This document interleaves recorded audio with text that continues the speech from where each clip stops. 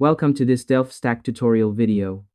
In today's video, I'm going to show you how to fix the Valorant error. This version of Vanguard requires Windows 20 H1 or later, including error codes VAN9006 and VAN9004.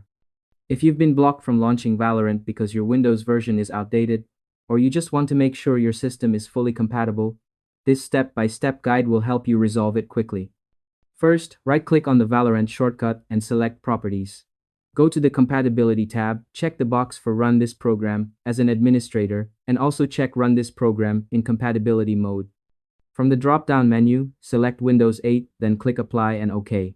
After this, relaunch Valorant to see if the error still appears. This step often resolves the issue for many users. If the problem persists, open the Settings menu and go to Windows Update. Check for any pending updates and click Install to make sure your operating system is up to date. To verify your current Windows version, right-click the Start menu, select Run, type winver, and press Enter.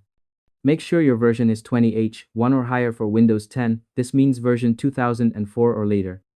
For Windows 10 users who need the latest update, open your browser and go to the official Windows 10 Update Assistant page. Download and run the tool to install the most recent Windows updates.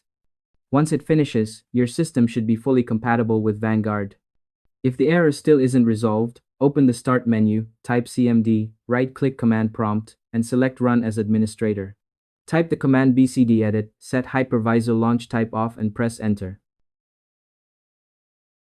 This will disable the hypervisor platform, which can sometimes interfere with Vanguard starting correctly.